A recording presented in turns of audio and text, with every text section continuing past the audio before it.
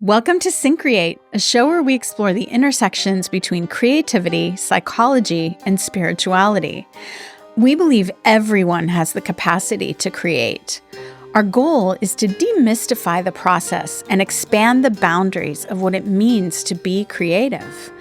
We talk with visionaries and change makers and everyday creatives working in a wide range of fields and mediums, from the arts to science, technology, and business.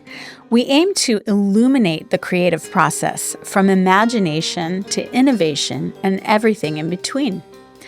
I'm Melinda Rothouse, and I help individuals and organizations bring their dreams and visions to life. I'm Charlotte Gillick, and I'm a writer, educator, and writing coach. We are the co-authors of a book on the creative process, also called Syncreate. At Syncreate, we're here to support your creative endeavors. If you have an idea for a project or a new venture and you're not sure how to get it off the ground, find us at syncreate.org. Our book, also called Syncreate, walks you through the stages of the creative process so you can take action on your creative goals. We offer resources, creative process tools, and coaching to help you bring your work to the world. Okay, hey everyone, we're back with another installment of our Creative Spark series of mini episodes. And our topic today is curiosity and exploration, which are, of course, are hallmarks of creativity and the creative process. So we know from the research into creativity that openness to experience, which is one of the big 5 personality traits, is highly correlated to creativity, which makes sense because, this idea of trying new things, going new places, having that sort of adventurous spirit is certainly connected to creativity. But what we are sort of advocating is that we can cultivate this sense of openness to experience. It doesn't just have to be sort of a static personality trait. We can deliberately broaden our sense of openness by doing different things. Maybe it's taking a walk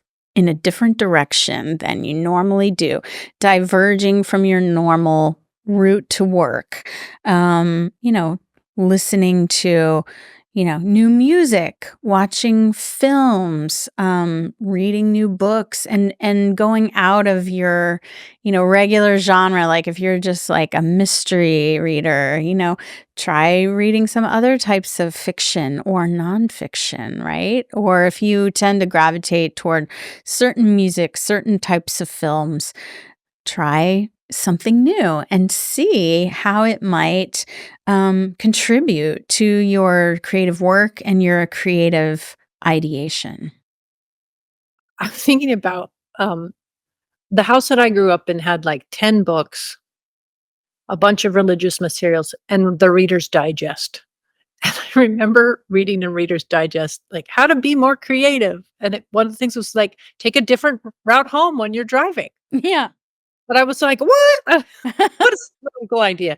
I also lived so rurally, so you couldn't. But, I think that, the letting ourselves, but also, like, letting ourselves have generosity and grace in that, like, "Oh, I'm gonna try a different way home," rather than, like, "I'm forcing myself into this new creative thing." It's like, where with a curiosity and an openness of which you would watch a newborn fawn walk across the meadow. Yeah. Stumble into this new thing and try it out with some um like awareness that doing this has overall benefits, but in the moment itself, oh, I'm going to try to sing when I've never sung before, or I'm going to dance when I don't dance in public. Like we give ourselves more freedom to be within ourselves, which is really important in the creative process. And I think I'm saying what you said, like the openness in a Yeah. different. Yeah, and this is so important because again, we get such tunnel vision in our lives, like we just focus on what's right in front of us. The busier things are, the more chaotic things are, the more we just kind of focus in. We're sort of taught to do that, to find one thing and focus or specialize in that. And so it can take some effort to broaden back out. And, this is also connected to mindfulness, right? Because I teach mindfulness and contemplative arts and creativity. And, we tend to, especially if we just have our one route to work or our daily routine that's always pretty much the same, we kind of tune everything else out.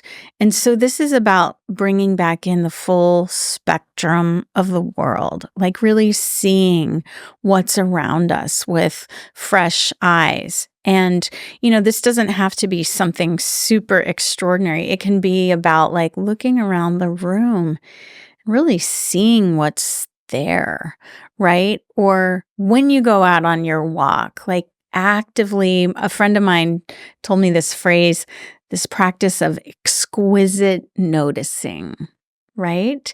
And so, like, maybe you are taking the same route that you always take, but really pay attention to what's there. And there may be things there that you've completely tuned out. You've never even seen them before. And then you start to actually pay attention. The world starts to come alive. Absolutely. And I think that one of the small things that we can do is just start to use the word curious. Yes. I'm curious about what's going on in this situation, or I'm curious what it would be like if I had to crawl down the street rather than drive down the street.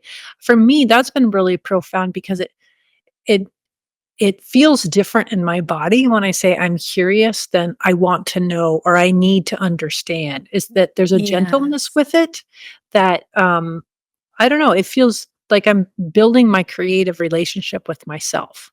Yes. And it's so interesting. Like there's these little tips and hacks. Like I was just recording an episode with Chris McKenna, who's a writer and director and has a creative agency in Los Angeles. And he shared with me, I couldn't believe this, but he said one like creative tip is just put a picture of a light bulb in your space, and that actually enhances creativity simply because you're thinking about it more. That light bulb symbolizing illumination, new ideas, whatever it might be. So it can be really small things that add up. And huge weight. Yeah. Yeah. So, I want to say, and I mentioned mindfulness, it's also valuable to go inward for inspiration. So we can look out to the world. Our brain is a divergent thinking machine. It's constantly making associations between different things. But sometimes it's helpful to get quiet, maybe through a mindfulness or meditation practice or some journaling, and just go inward because, again, the clutter of the world and the chaos of the world takes up so much of our mental space that if we kind of slow down and get quiet, sort of like tune into our intuition, there can be many amazing avenues of inspiration there as well. And that includes things like paying attention to our dreams, or just different messages that come up from the unconscious. Thinking so many things. So See, you're doing it. You're doing the thing. yeah. Yeah. So, our pro tip today is to go out and do something different. This could be something really mundane. You could go to a museum, in the Artist Way book, they talk about, taking yourself on a creative date, whatever that looks like, going to see a film or going to a museum. But it could be, just going outside, getting a breath of fresh air, seeing what draws your attention, taking a photograph of it. There's so many different ways that we can do this, and then come back and create something based on that experience, whether it's a poem, a piece of music, a dance piece, whatever it might be.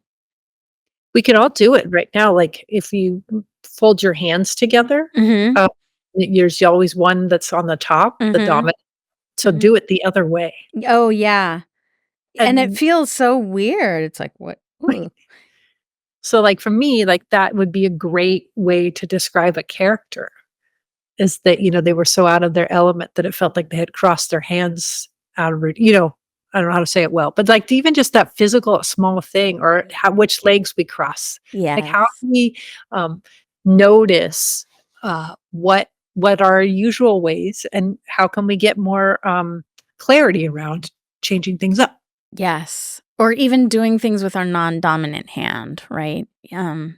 Which is great for building new pathways in the brain. Find and connect with us on YouTube and social media under Syncreate, and we're now on Patreon as well. If you enjoyed the show, please subscribe and leave us a review. And we're recording today at Record ATX Studios in Austin with Charlotte joining in from the Hudson Valley. The podcast is produced in collaboration with Mike Osborne at 14th Street Studios. Thanks so much for being with us, and see you next time.